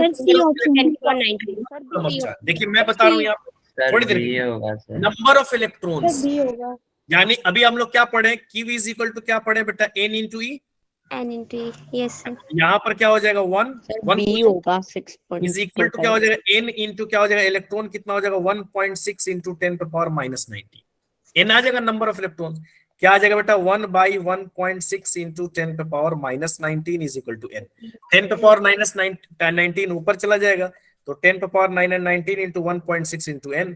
अभी आप इसको ऐसे भी लिख सकते हो ना, N is equal to 10 into 10⁻18 लिख सकते हो 19 को डिवाइड। अब 10 को 1.6 से अगर आप डिवाइड करोगे तो कितना हो जाएगा, 6.25 इंटू 10⁻18 नंबर ऑफ इलेक्ट्रॉन्स। बस फंडा है, एकदम याद रखना ये फंडा, फिर आपके क्वेश्चन जो है इससे सॉल्व हो जाएंगे। चलिए नेक्स्ट चलिए, वाला एक बार फिर से एक्सप्लेन कर दीजिए। कह रहा है कि number of electrons in 1 coulomb of charge, तो Q is equal to into E। तो Q की जगह पे मैंने क्या रखा, 1 कूलम रखा। यहाँ पर मैंने क्या रख दिया बेटा, 1 कूलम। यहाँ पर इलेक्ट्रॉन का चार्ज रख दिया। इलेक्ट्रॉन का चार्ज कितना होता है, 1.6 मैग्नीट्यूड में मैं रखा हूँ, वैसे -1.6 होता है वैल्यू में, मैं मैग्नीट्यूड में रखा हूँ। तो मैग्नीट्यूड में कितना हो गया, 1.6 इंटू 10⁻⁻19, और यहाँ पर मैंने क्या कर दिया उसको सॉल्व कर दिया। ठीक है, क्लियर है यहाँ तक सभी आदमी को? Yes sir. नेक्स्ट देख लीजिए यहाँ पे क्या है, 2 आइडेंटिकल स्फीयर, 2 आइडेंटिकल स्फीयर है carrying a charge -9 microcoulomb and +5 microcoulomb respectively. They are keep in contact and are separated from each other. अच्छा, ये मैं बताता हूँ क्वेश्चन, पहले मैं ये बता देता हूँ। मतलब ये क्वेश्चन क्या है, ये मैं आता हूँ थोड़ी देर में, जब मैं चार्जिंग बाय कंडक्शन पढ़ा देता हूँ तो फिर मैं इस क्वेश्चन पे आता हूँ। अच्छा यहां पर देख लीजिए, कोई बता सकता है, इफ 10 पे पावर 10 इलेक्ट्रॉन्स, इफ 10 पे power 10 electrons are acquired by a body every second, यानी हर एक सेकंड में कितना इलेक्ट्रॉन आ रहा है? 10 पे 10 power. The time required for the body to get a total charge of 1 coulomb, यानी इसको ऐसे बना सकते हो ना आप, कैसे सर बना 2 सकते years हो? 10 पे पावर 10 इलेक्ट्रॉन्स, ये कितने टाइम में आ रहा है बेटा? 1 सेकंड में। तो एक इलेक्ट्रॉन्स कितने टाइम में आएगा? 1/10 पे पावर 10 10 पे पावर 10 सेकंड, ठीक है ना। अब आपका कितना है? 1 कूलम ऑफ चार्ज, तो 1 कूलम, ये कितना 1 इलेक्ट्रॉन कितना हो जाएगा? 1.6 इंटू 10 पे पावर -19। Yes sir. इतना कूलम के लिए आप कितना दे रहे हो? 1/10 पे पावर 10 सेकंड। अब 1 कूलम के लिए आप क्या करोगे? 1 कूलम के लिए क्या करोगे? उससे मल्टीप्लाई कर दोगे ना, यस सर। कूलम के लिए मल्टीप्लाई। 1.6 क्या करोगे आप? 1 अपॉन कितना करोगे आप? 10 पे पावर 10 इंटू क्या करोगे आप? 1.6 इंटू 10 पे पावर -19, हो जाएगा ना ये? Yes sir. Yes sir. Format में एक इलेक्ट्रॉन के लिए 10 पे पावर 10 इलेक्ट्रॉन के लिए 1 सेकंड, एक इलेक्ट्रॉन के लिए 10 पे पावर 10 से डिवाइड कर दो, फिर एक इलेक्ट्रॉन में कितना कूलम ऑफ चार्ज होता है? 1.6 इंटू 10 पावर -19, एक कूलम में क्या हो जाएगा? उसको डिवाइड कर दो, तो जो भी आएगा, आई थिंक 20 ईयर्स शायद अप्रोक्सीमेटली आंसर आना चाहिए। आप इसको सॉल्व करोगे। टाइम, ये टाइम आएगा, टाइम सेकंड में आएगा, सेकंड को किस में कन्वर्ट करोगे? आवर में, आवर को किस में कन्वर्ट करोगे? डेज में, डेज को किस में कन्वर्ट करोगे? ईयर। 365 से मल्टीप्लाई डिवाइड कर दोगे तो ईयर में आ जाएगा, तो लगभग आपका 20 ईयर आएगा अप्रोक्सीमेटली। आप इसको सॉल्व कर सकते हो, करोगे ना? Yes yes sir. ठीक है, आगे चले। यहां तक कोई डाउट? No sir. तो यहां पर हम लोग क्या पढ़े? बेसिक चार्ज के बारे में बात किए और चार्ज से रिलेटेड हम लोग न्यूमेरिकल्स की। अब आता है बेटा मेथड्स ऑफ चार्जिंग, यानी किसी बॉडी को हम चार्ज कर सकते हैं और करते भी हैं, है कि नहीं? जैसे रब करके करते हैं, टच करा के करते हैं, इंडक्शन मेथड से करते हैं। तो किसी बॉडी को चार्ज करने के बहुत सारे तरीके हैं। सबसे पहला चार्जिंग का तरीका क्या है? Charging by friction. बल्कि आप तो पता ही है कि चार्जिंग बाय फ्रिक्शन में क्या करता है? दो चीजों को रब किया जाता है, उस रबिंग की वजह से एक पर इलेक्ट्रॉन ट्रांसफर होता है, एक इलेक्ट्रॉन गेन करता है, एक इलेक्ट्रॉन लूज करता है। जैसे वो कंघी वाला एग्जांपल बड़ा फेमस है ना, कि भैया कंघी को रब किया और वो कागज के टुकड़े रखे और वहां पे लेके गए तो अट्रैक्ट कर लिया। What is this is the induction of charge. Charge उस पर डेवलप हो जाता है और चार्ज डेवलप से वो क्या कर लेता है? वो कागज के पीसेस को अट्रैक्ट कर लेता है। तो ये चीजें हमको ध्यान रखनी पड़ेगी। यानी सबसे मेथड्स ऑफ चार्जिंग में क्या आ जाएगा बेटा? सबसे पहला चार्जिंग बाय फ्रिक्शन, इसको चार्जिंग बाय रबिंग भी बोलते हैं। सर स्केल से जब हेयर पे करते हैं तो पेपर के टिनी पार्टिकल्स अट्रैक्ट हो जाते हैं। अट्रैक्ट हो जाते हैं, सही बात है। दूसरा क्या है? चार्जिंग बाय कंडक्शन, इस मेथड से भी मैं चार्ज कर सकता हूं। और थर्ड क्या है बेटा? Charging by induction. Charging by induction. दो मेथड ऐसे हैं, ये दोनों मेथड ऐसा है जिसमें बॉडीज को आपस में फिजिकल टच कराया जाता है ना? फिजिकल टच यानी एक दूसरे के साथ टच, जैसे रबिंग। अब रबिंग में दो चीजों का आप रब करते हो तो एक इलेक्ट्रॉन अपना लूज करता है, दूसरा इलेक्ट्रॉन अपना गेन करता है। अब जब ये इलेक्ट्रॉन लूज करता है या गेन करता है तो उससे क्या होता है? उससे मेरा इंडक्शन फेनोमेना होता है। तो यहां पर आप रब करते हो तो रब करने से हमको क्या मिला? इलेक्ट्रॉन ट्रांसफर हो रहा है, तो यानी फिजिकल टच तो जरूरी है। सिमिलरली चार्जिंग बाय कंडक्शन में डायरेक्ट कांटेक्ट, एक बॉडी के एक चार्ज बॉडी एक अनचार्ज बॉडी है, उसके बीच में डायरेक्ट कांटेक्ट मैंने लिया तो डायरेक्ट कांटेक्ट से charge higher to lower transfer हुआ। एक होता है चार्जिंग बाय इंडक्शन, इसमें हम चार्ज बॉडी को करते हैं बट विदाउट कॉन्टैक्ट, दूर से ही करते हैं। हाँ दूर से ही हम करते हैं। तो सबसे पहला हम पढ़ रहे हैं चार्जिंग बाय फ्रिक्शन। दो बॉडीज है, दो बॉडीज को आपस में हमने क्या किया? रब किया, जुम जुम जुम जुम जुम रब हुआ। अब रब हुआ तो एक बॉडीज इलेक्ट्रॉन लूज करेगा, दूसरा बॉडी इलेक्ट्रॉन गेन करेगा। ये डिपेंड करेगा कौन लूज कर रहा है कौन गेन कर रहा है, दैट इज द सिचुएशनल। यानी दो बॉडीज को हम आपस में रब करेंगे तो रब करने से एक बॉडी क्या करेगा? इलेक्ट्रॉन क्या करेगा? Loses electrons. अब जो इलेक्ट्रॉन्स लूज करेगा वो क्या बन जाएगा बेटा? Positively charge. Positively charge. एक बॉडी क्या करेगा बेटा? इलेक्ट्रॉन्स गेन करेगा, करेगा। अब गेन जो करेगा वो क्या बन जाएगा, नेगेटिव। नेगेटिव चार्ज रहेगा। अब कितना कोई लूज करेगा, कितना कोई गेन करेगा, एक्चुअली क्या होता है ना कि जब भी किसी चीज को आप रब करते हो, रब करने का मतलब आपके पास कौन सी एनर्जी है बताओगे जरा। Kinetic sir energy. Kinetic energy. धन धन धन धन धन धन धन काइनेटिक एनर्जी। ये काइनेटिक एनर्जी, जैसे दो बॉडीज है मेरे पास, मैं इसको अगर बनाऊं, सपोज करो ये एक बॉडी हो गया और ये एक बॉडी हो गया, ठीक है। अब दोनों के पास चार्ज पता है, दोनों के पास भाई इलेक्ट्रॉन्स है, एटम है, तो चार्ज तो होगा ही, यहां पर भी ये है, यहां पर भी है। अब आप क्या करोगे, अब आप क्या करते हो, दोनों को रब करते हो, टन टन टन टन टन टन। तो काइनेटिक एनर्जी किस में कन्वर्ट होती है, थर्मल एनर्जी। यानी आप दे रहे हो काइनेटिक एनर्जी, दे रहे हो, उस काइनेटिक एनर्जी से रब करो तो क्या क्रिएट हो रहा है, हीटिंग। वो हीटिंग से क्या कन्वर्ट हो जा रहा है, वो थर्मल एनर्जी। यानी आपकी जो काइनेटिक एनर्जी है, सिंपली सी बात, थर्मल एनर्जी। वो काइनेटिक एनर्जी किस में कन्वर्ट हो जा रही है, थर्मल एनर्जी। अब ये थर्मल एनर्जी किसको मिल रही है, इलेक्ट्रॉन को। कौन से इलेक्ट्रॉन को, हाँ इलेक्ट्रॉन भाग जाते, सही बोल रहा है दीपक, ये मिले इलेक्ट्रॉन को। और कौन से इलेक्ट्रॉन को मिल रही है, जो आउटर मोस्ट शेल में है। और outermost shell electron energy gain कर रहे हैं, या कह सकते हो गेट आयोनाइजेशन एनर्जी। अब जैसे वो एनर्जी उसको मिला, जैसे उस चचा को एनर्जी मिला, तो ये क्या कहेंगे, चल भाग रे भाग रे भाग रे भाग, इधर से उधर या उधर से उधर। हाँ, तो वो क्या गए इलेक्ट्रॉन्स, उसके पास एनर्जी मिलेगी, यानी उसको जितना वर्क फंक्शन चाहिए तो क्या हो जाएगा, लीव कर जाएगा। तो उस वर्क फंक्शन जो क्या, इलेक्ट्रॉन ट्रांसफर हो गया, एक में ट्रांसफर हुआ, दूसरे में गया। यही होता है, इसीलिए रब करते हो। आपकी काइनेटिक एनर्जी थर्मल में, थर्मल की एनर्जी इलेक्ट्रॉन्स को मिलती है, और इलेक्ट्रॉन्स के कुछ एनर्जी मिलती है जिससे उसका आयोनाइजेशन पोटेंशियल क्या कर लो पूरा हो जाता है, आयोनाइजेशन एनर्जी पूरा हो जाता है, वो निकल लेता है। और निकल के कहां जाएगा, वहीं चला जाता है। दैट्स वाई हम रबिंग से क्या कर सकते हो, चार्ज कर सकते हो। क्लियर है बात, समझ गए। Yes sir. Yes sir.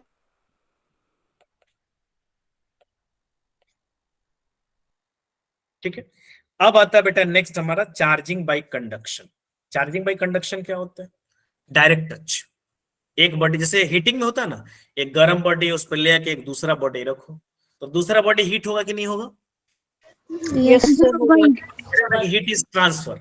या आप पढ़े होगे थर्मोडायनेमिक्स में पढ़े होगे, हीट बाय कंडक्शन मेथड पढ़े होगे ना, कंडक्शन कन्वेक्शन रेडिएशन, है ना। तो कंडक्शन में यही होता है, यानी कंडक्शन को आप क्या लिख सकते हो, डायरेक्ट मेथड। इससे क्या करते हो, दो बॉडीज को आप टच कराते हो, एक बॉडीज के पास चार्ज ज्यादा है, दूसरे बॉडीज के पास चार्ज कम है, तो क्या हो जाएगा, जैसे मान लीजिए यहाँ पर है ना, एक बॉडी मेरा यहाँ पर है, दूसरे बॉडी को भी मैंने यहाँ पर ले आया। पहला बॉडी क्या है, निगेटिवली चार्ज है। अब इसके साथ जैसे टच कराओगे तो यहां से इलेक्ट्रॉन क्या हो जाएगा, उसमें फ्लो करेगा। अब इलेक्ट्रॉन फ्लो करेगा तो ये आपका एक्सेस ऑफ इलेक्ट्रॉन है इसके पास। लेकिन अभी ये क्या है बेटा, अभी फिलहाल ये क्या है, न्यूट्रल है। तो इसके पास इलेक्ट्रॉन यहां से यहां जाएंगे, फाइनली दोनों बॉडी क्या हो जाएगा, कुछ इसके पास रह जाएगा, कुछ इसके पास रह जाएगा, बैलेंस हो जाएंगे सर इलेक्ट्रॉन। इसके पास भी सर निगेटिव चार्ज हो जाएगी दोनों बॉडी। सर दोनों में इक्वल चार्ज हो जाएगा। अब ये डिपेंड करता है, एक बात यहाँ पे सवाल आ रहा है कि क्या सर दोनों में इक्वल चार्ज है, इक्वल चार्ज सर आइडेंटिकल होगा तो तब इक्वल हो जाएगा। एक minute, I am coming on that point. एक मिनट बेटा, मेरे को बोलने दीजिए, फिर आपको कोई डाउट। अगर दोनों बॉडीज बेटा, दोनों बॉडीज जो है वो आइडेंटिकल है, तब तो इक्वल हो जाएगा।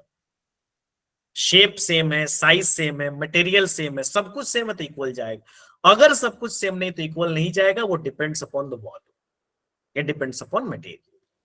समझ रहे ना, अगर इक्वल है, यानी मैं यहां पर अगर लिखूं कि if shape, size, material of both the conductor is same, then charge is distributed equally, otherwise not। Otherwise depend कर, जैसे यहाँ पर अगर इक्वल मान लो, तो अगर इसके पास मान लो क्यू अमाउंट ऑफ चार्ज है मान लो, तो यहाँ पर कितना हो जाएगा, इक्वल है तो Q/2, और इसके पास भी क्या हो जाएगा, Q/2, आधा आधा बढ़ जाएगा। If shape, size and material are the same. ठीक है, समझ गए बेटा? Yes sir. Yes sir. अब दूसरा चार्जिंग बाय इंडक्शन। ये एक ऐसा मेथड है जिससे किसी बॉडी को हम चार्ज तो करते हैं, लेकिन बॉडी को कैसे चार्ज करते हैं? Without contact. Without contact. अब विदाउट कॉन्टैक्ट कैसे होता है, ये थोड़ा इंडक्शन वगैरह का आगे पढ़ोगे तो यूज भी आएगा, यानी विदाउट कॉन्टैक्ट। अब विदाउट कॉन्टैक्ट कैसे होता है बेटा? मान लीजिए कि यहां पर एक बॉडी है, ये अनचार्ज्ड है फिलहाल। अब इसके पास मैं एक दूसरा बॉडी लेके आया, यहाँ पर ग्लास रड लेके आया, कुछ भी लेके आया, ये बॉडी निगेटिवली चार्ज है, that may be positively charge, that may, मान लो पॉजिटिवली चार्ज ले लेता हूँ, कुछ भी ले सकते हो आप। मैं इस बॉडी को पॉजिटिवली चार्ज ले रहा हूं, तो जैसे इसके पास में लेके आओगे तो यहां पर क्या होगा, एक चार्ज, ये पॉजिटिव है तो ये क्या करेगा, एक्चुअली ये न्यूट्रल है। तो न्यूट्रल का मतलब क्या होता है? न्यूट्रल का मतलब उस बॉडी के पास जितना न पॉजिटिव है उतना नेगेटिव है, that's why the body overall charge is neutral. Atoms है ना भाई, एटम्स चार्ज है। हाँ, तो ये जैसे ही पॉजिटिव उसके पास लेके आओगे, उसके पास में लेके, उसके नेबरिंग में लेके गए, तो जैसे आप नेबरिंग में लेके गए तो यहां पर आप क्या करोगे बताओ बेटा? नेबरिंग में लेके गए, अब यहां पर ये क्या करेगा, निगेटिव चार्ज को खींच लेगा यहां पर, अब पॉजिटिव को क्या करेगा, रिपेल कर देगा, है ना? यानी पॉजिटिव को क्या करेगा, यहां पर कर देगा। यानी यहां पर इसको हम लोग क्या बोलते हैं, पोलराइजेशन। पोलराइज हो जाएगा। आगे हम लोग पढ़ेंगे भी डाइलेक्ट्रिक पोलराइज, यानी पोलराइज हो गया, बट गया। अब यहां पर मैं क्या करूंगा, यहां पर ये हो गया, अब यहां पर फाइनली मैं क्या करूंगा, ये कुछ ऐसा हो गया हमारा, ये बेटा हमारा क्या हो गया, निगेटिव हो गया, और इधर क्या हो गया, मेरा पॉजिटिव हो गया। अभी भी मैं इस ग्लास रड को यहां पर रखे हुआ,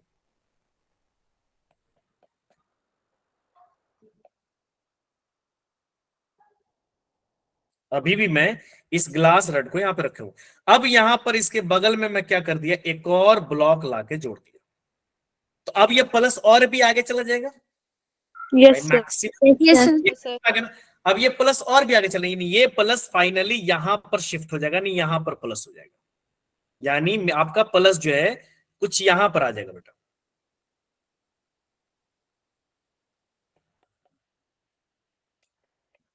यानी यहां ये प्लस क्या हो जाएगा, यहां वाला प्लस क्या हो जाएगा, ये खाली हो जाएगा, ट्रांसफर हो जाएगा। समझ रहे हो कि नहीं समझ रहे हो? अब आप क्या करोगे, अब इसको आप सेपरेट कर दोगे, है ना? दोनों बॉडीज को क्या करोगे, हटा दो। अब हटाओगे तो क्या हो जाएगा, हटाओगे तो क्या हो जाएगा बेटा? सर एक पॉजिटिव वॉल्यूम में क्या हो जाएगा, कंडक्टर के वॉल्यूम में चार्ज क्या होता है, स्प्रेड हो जाता है, यानी चार्ज उसके वॉल्यूम में फाइनली क्या हो जाएगा, स्प्रेड हो, यानी ये पूरा क्या हो जाएगा आपका निगेटिव चार्ज, और ये पूरा क्या हो जाएगा, पॉजिटिव। हो गया चार्ज की नहीं हो गया? Yes sir. यानी पहले ये बॉडी जो था, फाइनली जो अपने बॉडी लिया स्टार्टिंग में वो न्यूट्रल था, उसके बाद आप उसके पास एक, हाँ अगर आपको देखो दोनों बॉडी चार्ज होगा, अगर आपको कोई और चार्ज करना है कर सकते हो, इसको निगेटिव चार्ज, ये ए हो गया मेरा, ये बी हो गया मेरा। सॉरी, बोलिए किसी को डाउट है बेटा? सर लास्ट में क्या किया? जो सेकंड बॉडी पे पॉजिटिव चार्ज जाएगा वो तो उस पे डिपेंड करेगा ना कि हम कितना स्ट्रॉन्ग जो है मतलब पोलराइजिंग के लिए ला रहे हैं अपने जो चार्ज। देखिए एक बात जान लीजिए बेटा अंजलि, अगर जो आपका इंड्यूसिंग चार्ज है, मैं एक बात बता रहा हूं, इंड्यूसिंग चार्ज जो है, यानी इस बॉडी में कितना चार्ज इंड्यूस हो रहा है, दैट डिपेंड्स अपॉन ये इस चार्ज पर, इस चार्ज के बराबर होगा या इससे कम होगा, वो मीडियम टू मीडियम पे डिपेंड करेगा। समझ रहे हो बात कि नहीं समझ रहे हो? यानी ये जो चार्ज इंड्यूस होगा वो आपके इंड्यूसिंग चार्ज होगा, वो जो चार्ज आप ला रहे हो उससे या तो उसके इक्वल इंड्यूस होगा या उससे कम इंड्यूस होगा, दैट डिपेंड्स अपॉन डाइलेक्ट्रिक। ये आगे हम लोग डिस्कस करेंगे डाइलेक्ट्रिक पोलराइजेशन। और सर जैसे दूसरी बॉडी है तो दूसरी बॉडी में भी तो सेम केस हो सकता है ना, उसमें जरूरी थोड़ी ना ट्रांसफर हो, उसमें भी तो हो सकता है कि इलेक्ट्रॉन्स एक साइड आ जाएं और दूसरी साइड नहीं, अगर आप इस प्लस वाले को रखे हो ना बेटा, ये जो प्लस वाले आप रखे हो, तो ये प्लस वाला तो हमेशा मैक्सिमम डिस्टेंस तक उसको रिपेल करेगा ना, उसमें से प्लस को खींचेगा, और देखो प्लस को सबसे नजदीक, माइनस को सबसे नजदीक खींचेगा और प्लस को मैक्सिमम तक लेके जाएगा, तो कोशिश तो उसकी यही है, हो सकता है Yes, पूरा sir. पूरा ना जाए, लेकिन वो लास्ट छोर पर तो उसको भेजेगा ना। रिपल्सन का मतलब क्या हुआ कि जहां तक भेज सकता वहां भेजेगा। ठीक है, समझ गए अब? Yes, sir. फिर सर जो पहली वाली बॉडी के पॉजिटिव चार्ज है वो दूसरे में चले जाएंगे मैक्सिमम रिपल्शन की वजह से। हाँ, रिपल्शन की वजह से। क्यों? क्योंकि ये प्लस आप रखे हुए हो ना अभी यहाँ पे, ये वाला ये जो फोर्स है, इसके वजह से उस पर फोर्स लग रहा होगा। यानी ये जो बॉडी है, इसके वजह से अभी भी उस पर क्या लग रहा है? फोर्स लग रहा है। तो ये इस प्लस को क्या कर दिया? धक्का मार दिया कि भैया तू चला उधर। ठीक है, देन क्लियर सर। सर बस Yes, नोट करना है 2 मिनट। क्या बोल रहे हैं बेटा? सर नोट करना है तो स्लाइड में मूव करिएगा प्लीज। भेज देंगे ग्रुप्स में अभी। खैर नोट स्क्रीनशॉट ले लीजिए। अब एक लास्ट थोड़ा सा और बचता है। ये तो हो गया सेपरेशन मेथड। सेपरेशन मेथड उसको बोलते हैं कि आप एक बॉडी को लिए और एक दूसरा बॉडी मैंने लाके टच करा दिया। यानी एक ए बॉडी था और उसके साथ मैं एक दूसरा बॉडी बी टच करा दिया, जिसके वजह से वो चार्ज क्या हो गया? आखिरी छोर पर हो गया। फिर मैंने उसको सेपरेट कर दिया, तो ए जो है वो निगेटिवली चार्ज हो गया और बी जो है वो पॉजिटिवली चार्ज हो गया। एक और मेथड से आप इंडक्शन कर सकते हो। कैसे हो मैं बता रहा हूं, बताओ।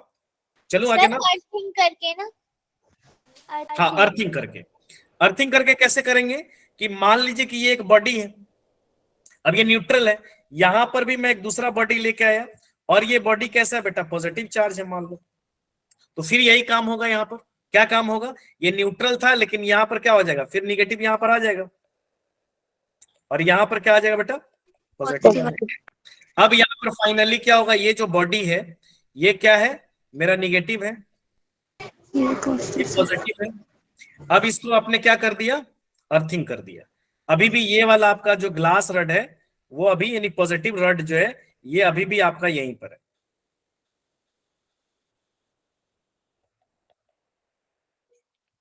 अब अर्थिंग जब आप करोगे तो अर्थिंग से क्या होगा? एक्सेस इलेक्ट्रॉन्स जाएगा, क्योंकि पॉजिटिव होगा तो इलेक्ट्रॉन जाएगा, निगेटिव रहता तो इलेक्ट्रॉन ग्राउंडेड में चलाता है, बिकॉज अर्थ इज अ, ये अर्थिंग है। Ocean of electrons. अब यहां जैसे जाएगा तो इस पॉजिटिव को क्या करेगा? न्यूट्रलाइज कर देगा। अब क्या बच जाएगा? थोड़ी देर के बाद वो कैसा बच जाएगा बेटा बताओ?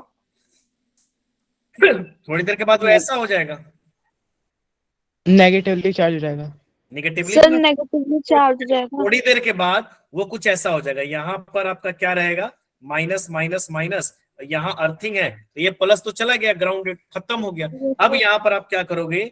ये जो प्लस है ये प्लस यहाँ पर, अब ये जैसे प्लस आप हटाओगे, अभी तो ये प्लस है तो उसको खींचे हुआ है, लेकिन जैसे प्लस हटाओगे ये पूरा क्या हो जाएगा? स्प्रेड हो जाएगा।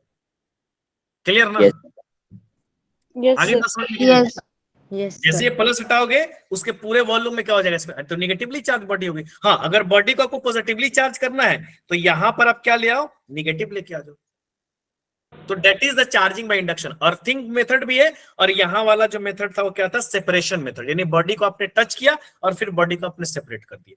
यहाँ पर मैंने क्या किया? एक बॉडी था, उसको मेरे को निगेटिवली चार्ज करना है तो मैं उसके पास एक पॉजिटिव ले आया, मतलब ग्लास रड लेके आया, उसके वजह से निगेटिव आ गया और वो आ गया, जैसे द पोलराइजेशन। और उसके बाद मैंने क्या किया? अर्थिंग कर दिया। अर्थिंग से ये पॉजिटिव चार्ज है, ये पॉजिटिव चार्ज है, ये क्या हो गया? न्यूट्रलाइज हो गया, बन गया निगेटिव। अभी मैं इसको रखा हूं तो ये इसको अट्रैक्ट किया है। जैसे मैं इस ग्लास रड को हटाऊंगा, that negative charge will be spread in the volume of that. उसके पूरे वॉल्यूम में क्या हो जाएगा? नेगेटिव चार्ज जो है वो स्प्रेड कर जाएगा। क्लियर है बेटा यहां तक? Yes. Yes. ओके।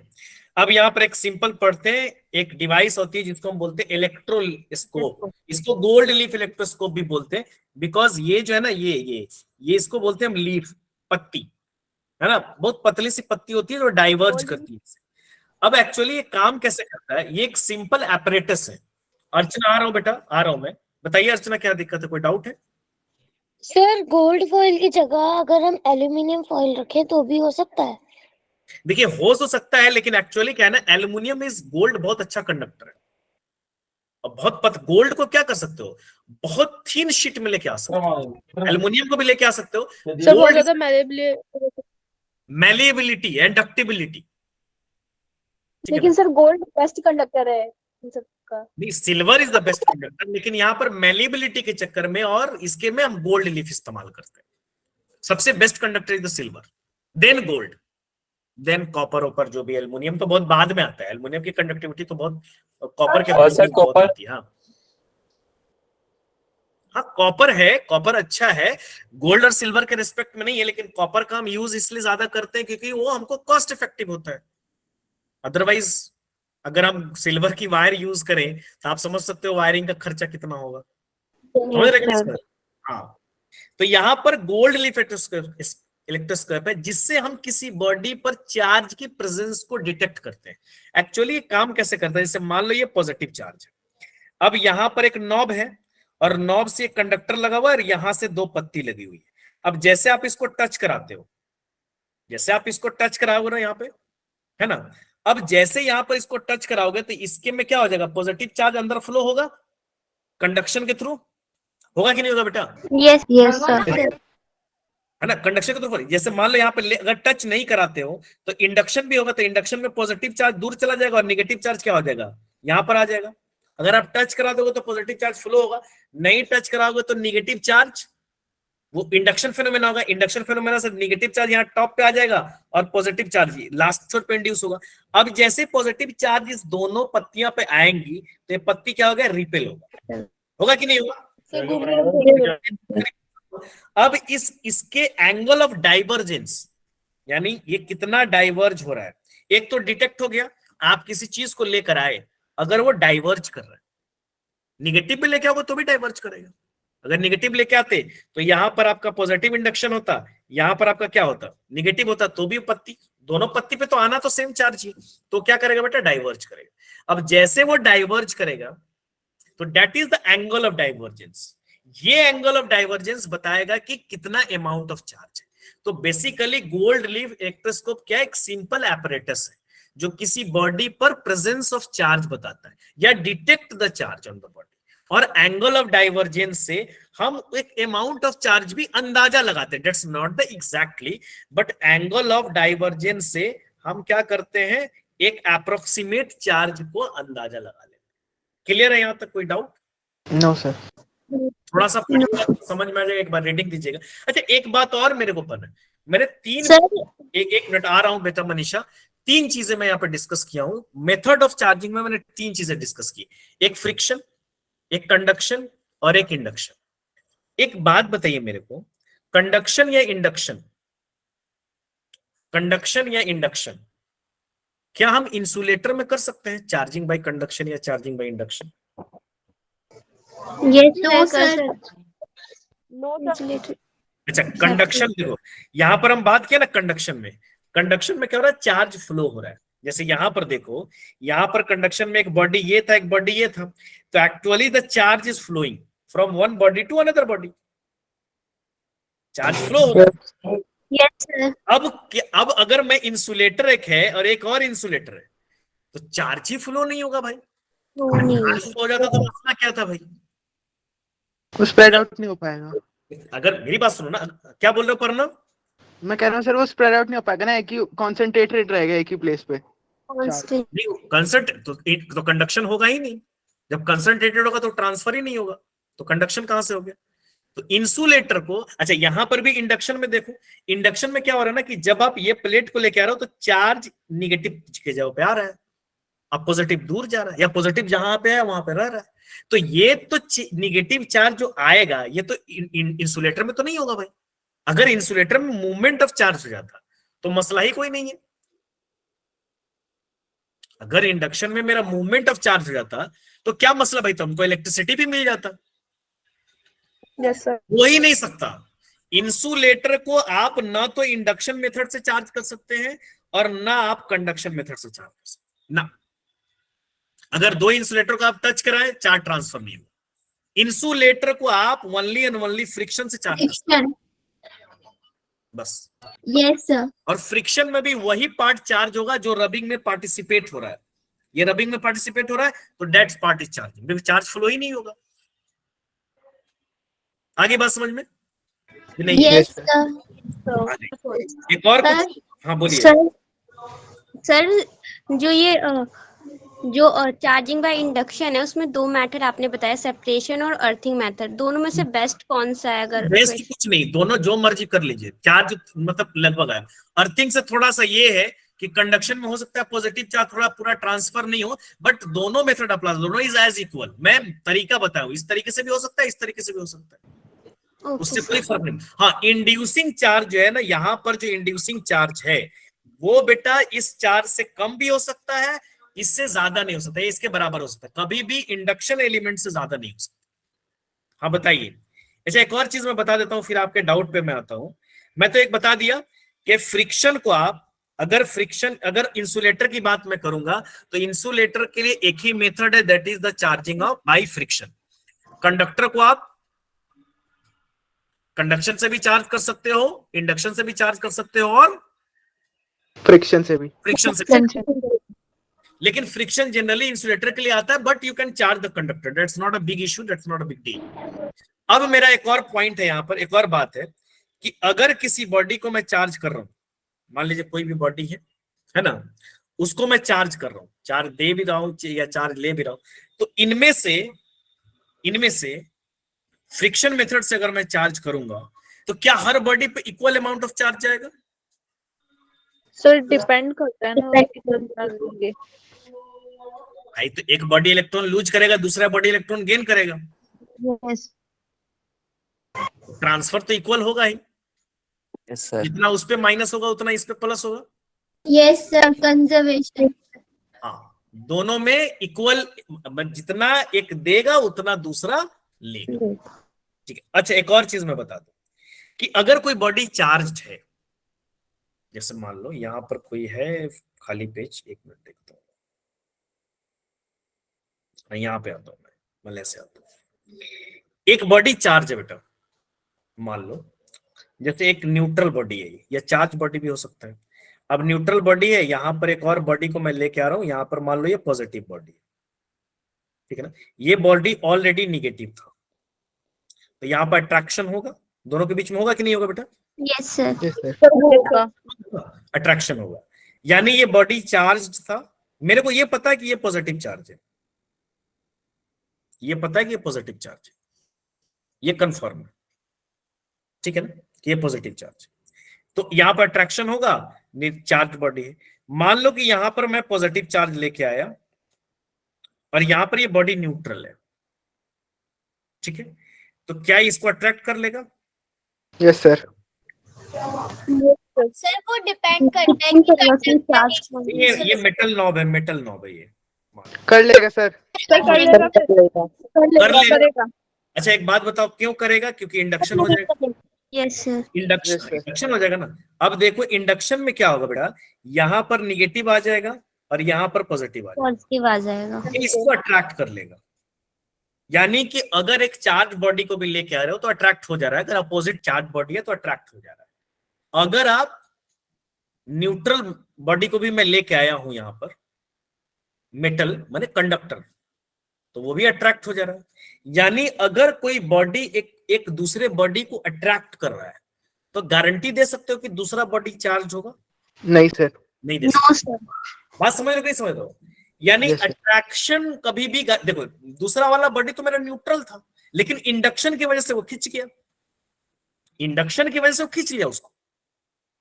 यानी मैं बोल रहा हूं, थोड़ा सा इसको समझोगे, कभी कभी इस ये थोड़ा सा है, जैसे मैं बोल रहा हूं कि अगर एक बॉडी दूसरे बॉडी को अट्रैक्ट कर रही है, मान ले एक बॉडी के बारे में तो मेरे को पता है, ये बॉडी के बारे में मेरे को पता है, ये बॉडी जो है पॉजिटिवली चार्ज है, मान लीजिए एक दूसरा बॉडी निगेटिवली चार्ज है तो उसको अट्रैक्ट कर लेगा, ठीक है, निगेटिवली चार्ज है, चार्ज हो सकता है, लेकिन ये बॉडी न्यूट्रल है तो भी इसको अट्रैक्ट कर रहा है ड्यू टू इंडक्शन। यानी कि अगर अट्रैक्शन हो रहा है तो इट डज नॉट मीन्स कि द बॉडी इज चार्ज्ड। कौन गारंटी दे सकता है? रिपल्शन।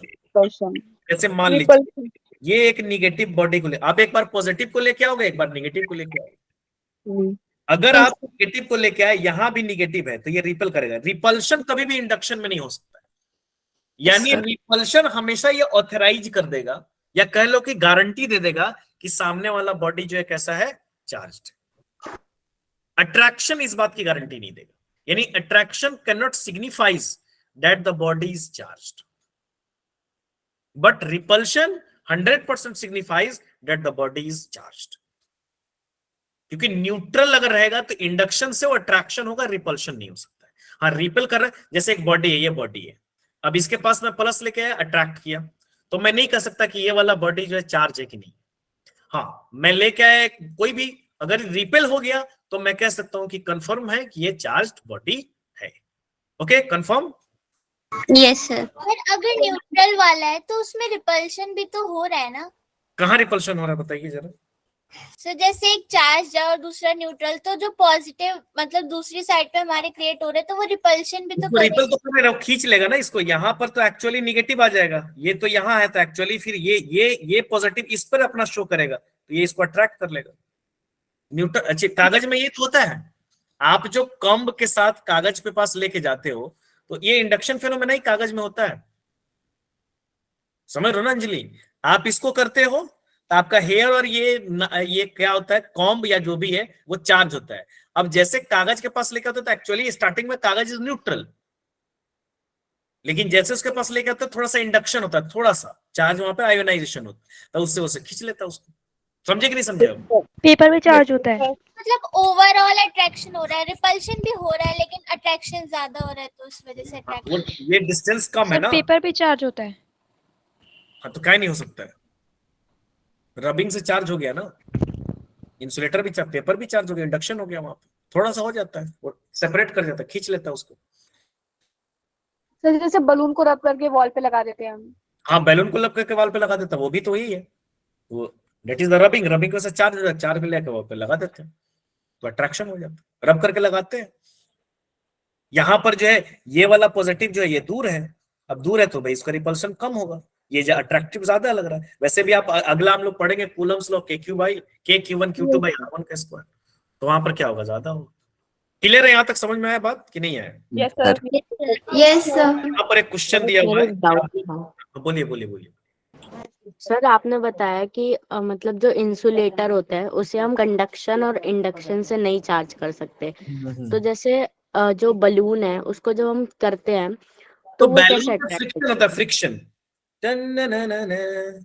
रब करते हैं ना, पेपर? तो फ्रिक्शन की वजह से बैलून पर चार्ज होता है, और जब उसको दीवार पर लेके जाते हैं तो थोड़ा सा इंडक्शन वहां पर हो जाता है, मतलब चार्ज थोड़ा सा पार्शियली पोलराइज हो जाता है, तो उस पोलराइजेशन की वजह से वो क्या कर लेता है, उसको खींच लेता है। बात समझ में आ रही है ना? पोलराइजेशन की वजह से उसको अट्रैक्ट, पोलराइजेशन हम आगे पढ़ेंगे, इसी चैप्टर में हम पढ़ेंगे, पोलराइजेशन की वजह से उसको अट्रैक्ट कर लेगा। Okay sir. ठीक है, तो यहाँ पर एक क्वेश्चन है, यहाँ पर दोनों दिया हुआ है, इसको भी बनाओगे आप एज अ होमवर्क, मैं आपको दे रहा हूं ये वाला क्वेश्चन, ठीक है ना, ये शेयर कर दूंगा मैं ग्रुप में, और ये वाला क्वेश्चन भी कहाँ गया सर और भी क्वेश्चन दे दीजिएगा। यहाँ पे 6 नंबर है और 7 नंबर है, ठीक है ना, दोनों क्वेश्चन। नेक्स्ट स्लाइड से, चूंकि ये इंट्रोडक्टरी, आज की डीपीपी की तरह सॉल्व करनी है। ये इंट्रोडक्टरी क्या बोल रहे हैं सर, ये आज की डीपीपी की तरह सॉल्व करनी है। हाँ डीपीपी की तरह सॉल्व कर ली, इसमें डीपीपी नहीं बना है, बाकी अगली क्लास में, हर क्लास के में आपको स्लाइड में डीपीपी नीचे रहेगा। उसका वजह ये है, थोड़ा मैं रिकॉर्डिंग ऑफ कर लेता हूँ, फिर मैं आप लोगों से बात करूँ, अदरवाइज ये